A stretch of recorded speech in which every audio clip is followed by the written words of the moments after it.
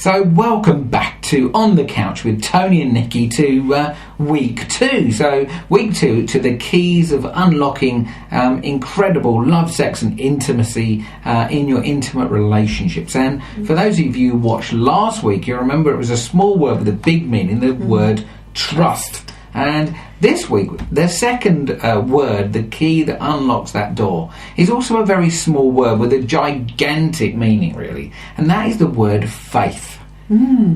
Yeah, because I mean, obviously there's so many different connotations of what that means to everybody. But when we're talking about intimate relationships, we're really talking about what is it that needs to happen within that intimate relationship. And again, whether that's from your first date to, married 25 years, what needs to happen where the man and the woman have, faith in each other, faith in the relationship, and, just general faith. And again, it's going to be different for men and women. So I think it's such an amazing word, really, because it's a bit like trust in some ways. I always say that, you trust in the moment, don't you? You're going to trust that this is going to happen now. But faith is somehow, got longevity to it. Could you have faith in your partner for the rest of your life? And if you did, what would that look like? Well, obviously you got together and you're different. Men are different to women, and whether we like it or not, this beautiful creature is never going to be exactly the same as I am. So having faith in her is a really crucial thing. Loving the differences, I always say. Loving what's different about her rather than attempting to make her like me. And of course, if you're a woman and you're doing that to your man, and you're not having faith in him, that he can be the great man that you first met and got with, then what will happen is that you'll start to disconnect and he'll start to move away, whatever that looks like for him. Could be, playing golf, football, could be going down the pub, could be staying out to work late, what have you. So, faith, important word. Yeah, very important for women, of course. And, so often, what modern day women are doing is they're kind of going, well, he doesn't quite do it the way I would like him to do it. Well, it's a bit of a get over it moment. In actual fact, a man's really not going to feel good about himself if he's doing it the way that you would do it or that you're telling him to do. So this is really critical. That is a passion killer, isn't it? And if a woman's telling a man what to do, that, well, as Tony said, he's going to be off somewhere, So it's about having faith in him. It's about a little bit like the trust that we talked about last week. But it's really about having the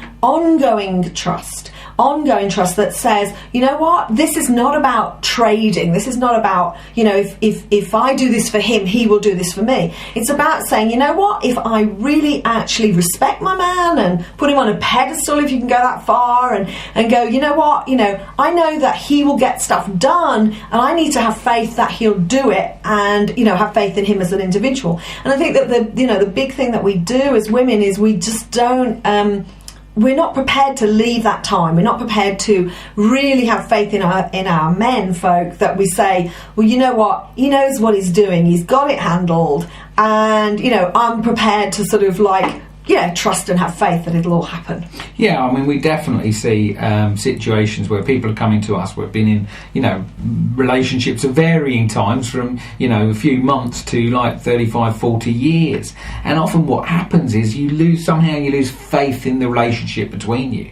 And I mean, the universe put you together for a reason, yeah? And we always have great faith that if two people have arrived in front of us, that we can help them find faith in each other, yeah? One of the first things we often get them to do is to say, what do I love about this person? Because they forget that. They suddenly look at this person and see everything they don't like, all the behaviours and all the challenges that this person brings. And then, of course, faith in the relationship drifts away. So, and the other thing that happens is that, women will hold back that. They'll kind of go, well, I'm not going to tell him everything I think is great about him because, well, he'll get big-headed, or he still won't do what I want him to do is the biggest thing. Whereas in actual fact, how would it be that all your needs can be met if you have faith in your man? So if you have faith in him, what he will feel better about himself, he'll feel good about himself, he's less likely to go to the pub, and he will actually look to meet your needs. Just like I got these fantastic flowers this morning. It's bank holiday day here in Austria.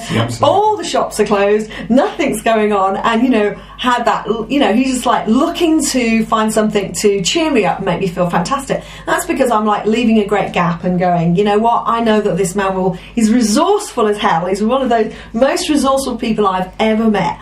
And that's, that is about having faith and knowing he'll come up with a solution whatever happens. Yeah, that's what men should be doing. And if you're not men, if you're getting lazy, many men get lazy. They then, leaving it to their woman. Of course, the woman doesn't feel great then, and so, faith in the relationship starts to wobble, and, many people are left living in a relationship where there's no passion and connection anymore. It's just two people sharing a house under the same roof. Many people sleeping in the same bed, but just on opposite sides. Not a lot going on in there. When actually all we want to do is experience some great love, some intimacy that really, we often had when we first met. So there you go. That's the second key to the door. Learn all about faith. Have faith in yourself, faith in your relationship, faith in the other person, that you can work it out and have an unbelievable relationship. You just have to be in there and make it happen. So miracles will happen. Yes. So that's it from the couch this week with myself, Tony V, and my beautiful wife, Nikki V. And we'll be with you next week with key number 3.